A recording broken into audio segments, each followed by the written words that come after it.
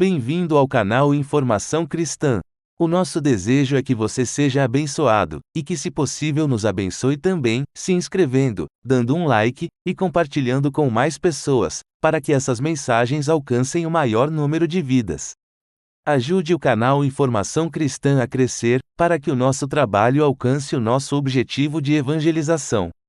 Muito obrigado e que Deus te abençoe.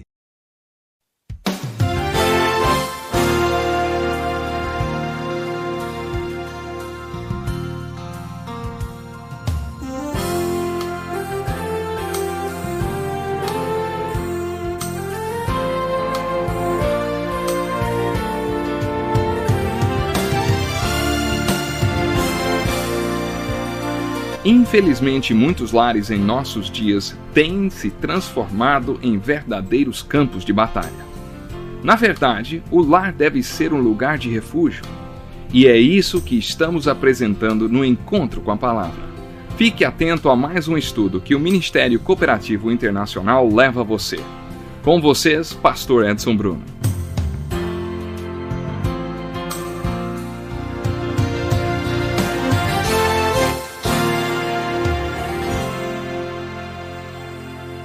Este é o Encontro com a Palavra. Estamos percorrendo uma série de estudos sobre casamento e família.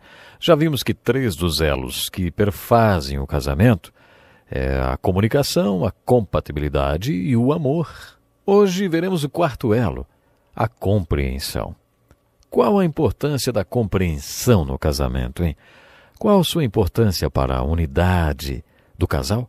Não podemos superestimar a importância da unidade entre um casal que foi unido por Deus e quer experimentar o que Deus planejou quando projetou o santo casamento. Na verdade, o que queremos dizer quando tratamos do assunto compreensão, principalmente depois de ter falado sobre comunicação, compatibilidade e amor, é que a compreensão e todos esses outros elos fazem a diferença entre o casamento ser um contrato formal de vida em comum ou um relacionamento verdadeiro. Vou explicar o que quero dizer. Passei grande parte do meu ministério ministrando aos homens. Por 20 anos falava-lhes semanalmente em cafés da manhã, às vezes até 2 vezes por semana. Falei muito sobre casamento nessas ocasiões.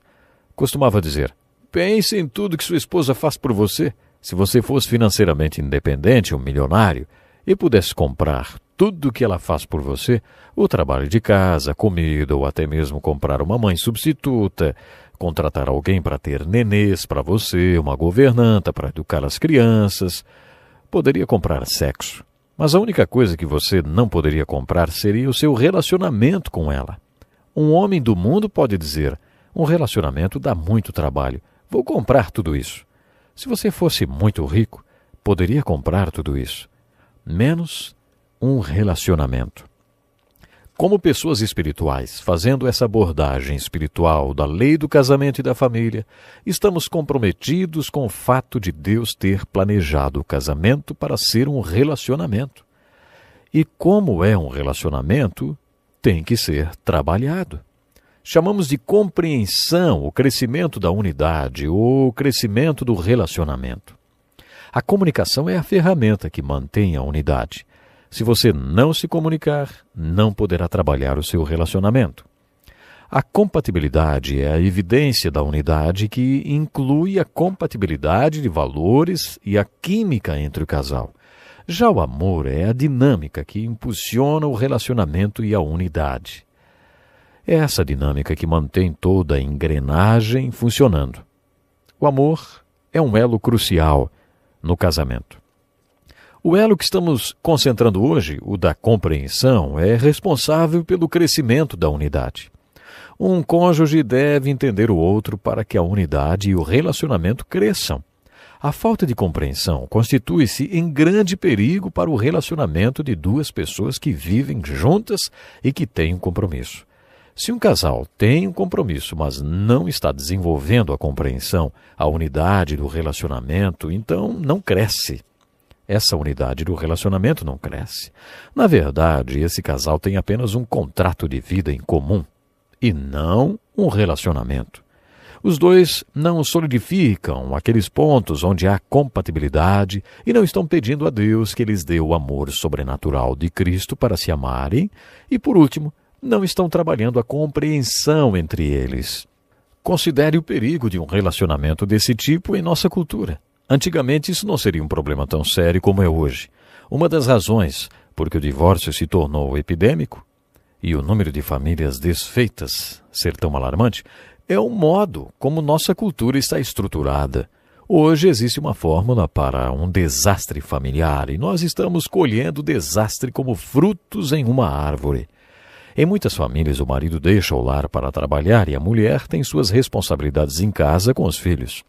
O homem está todo bem vestido no seu escritório, completamente envolvido em seu trabalho, ao lado de pessoas do sexo oposto, igualmente dedicadas. Todos muito bem vestidos, perfumados. Alguns desses homens têm mais comunicação com suas secretárias do que com suas próprias esposas. Às vezes conhecem as mulheres com quem trabalham melhor do que conhecem suas esposas. Isso porque conversam mais e passam mais tempo com elas. Ele acaba dividindo sua intimidade com umas dessas mulheres. O relacionamento fica mais íntimo e ele acaba deixando sua mulher para ficar com essa pessoa. E o ciclo se reinicia. Acontece também dos dois, marido e mulher, saírem para trabalhar. As coisas não são mais como costumavam ser. E o jeito que são constitui-se uma fórmula para a destruição. Se essas duas pessoas estão ocupadas demais para trabalharem o seu relacionamento e não se entendem mais, cedo ou tarde, aparecerá alguém que as entenda. Esse homem vai encontrar uma mulher que o compreenda. E é claro que isso também se aplica à esposa. É uma rua de duas mãos. Perceba como essa fórmula leva a uma crise. Essa é uma maneira negativa de afirmar, mas o perigo é que as pessoas querem ser compreendidas. Durante os últimos 38 anos, diz o pastor Dick Woodward, conheci muitos homens que tornaram-se íntimos de mulheres, com as quais descobriram muitas coisas que eu, jovem do interior, sequer sabia que existiam. Conheci um homem que depois de viver uma vida em pecado se converteu. Eu costumava me reunir com ele 3 vezes por semana durante 3 anos, para discipulá-lo. Sua vida até então tinha sido tão desonrada que nós nem falávamos sobre ele se tornar membro da igreja.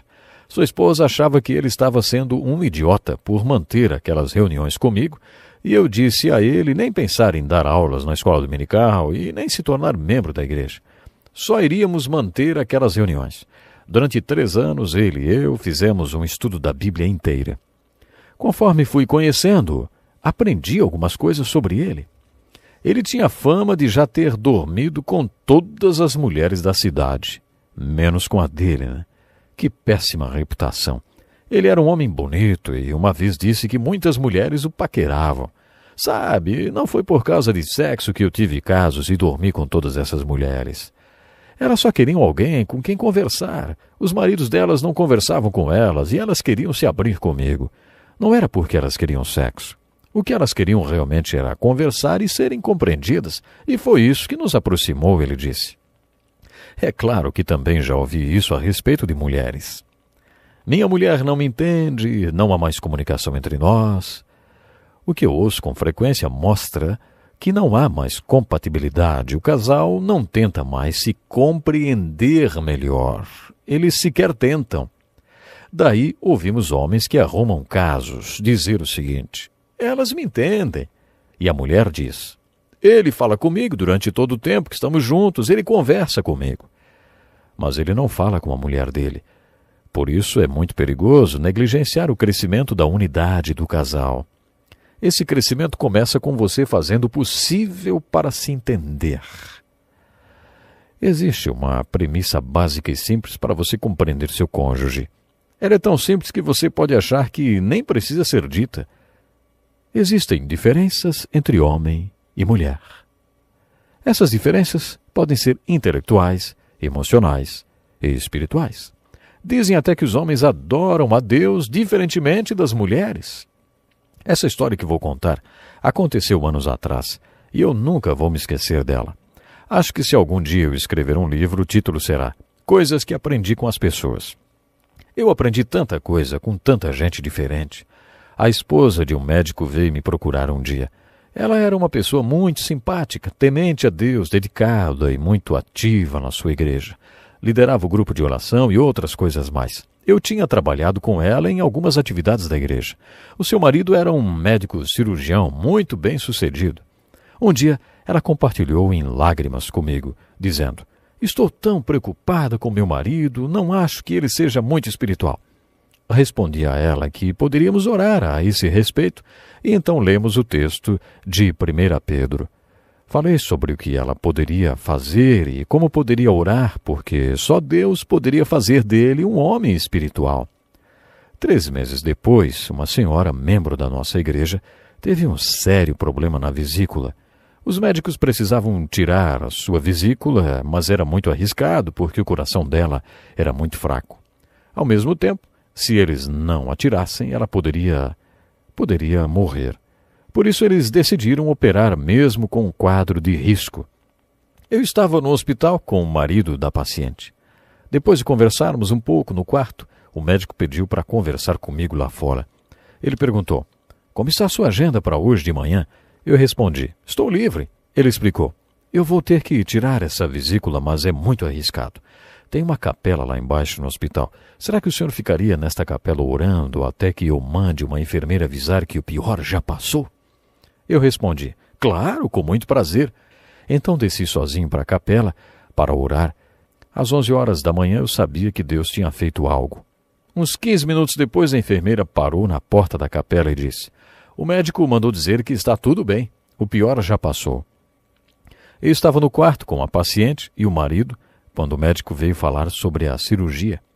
Mas antes que o médico dissesse qualquer coisa para o marido, ele apertou minha mão e disse: "Muito obrigado por suas orações, pastor. Foi um milagre termos passado por tudo isso." E esse médico, será que não era espiritual? Ele era o esposo daquela mulher que tinha me procurado para dizer que seu marido não era espiritual. A esposa achava que ele não era espiritual. Então eu chamei aquela mulher em meu escritório e disse que achava que ela tinha se enganado e que o marido dela era sim um homem espiritual, e contei toda aquela história. Aquela mulher chorou muito.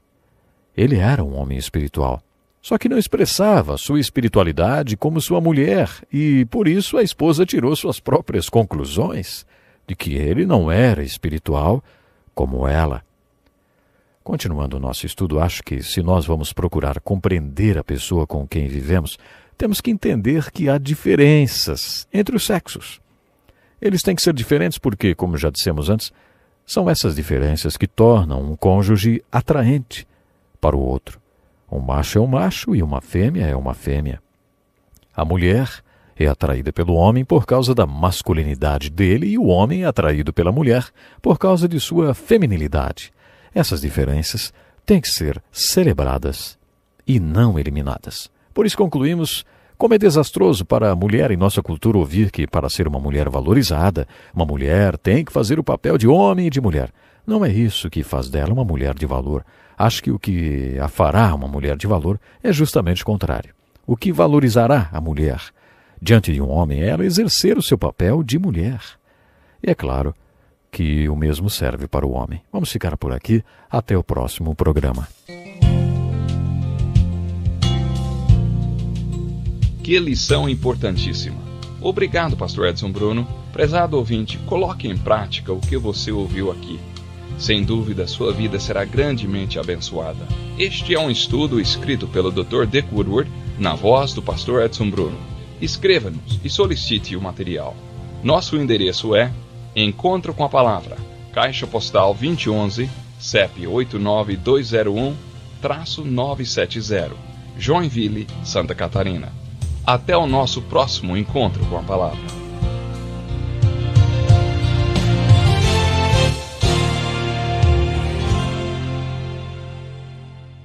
Obrigado por ter assistido um vídeo do nosso canal Informação Cristã. Esperamos que ele tenha edificado a sua vida e também da sua família. Pedimos que por favor se inscreva no nosso canal, dê um like e compartilhe esse vídeo para o maior número de pessoas, para que elas também sejam edificadas e alcançadas pela palavra do nosso Deus. Que Deus te abençoe e até o próximo vídeo.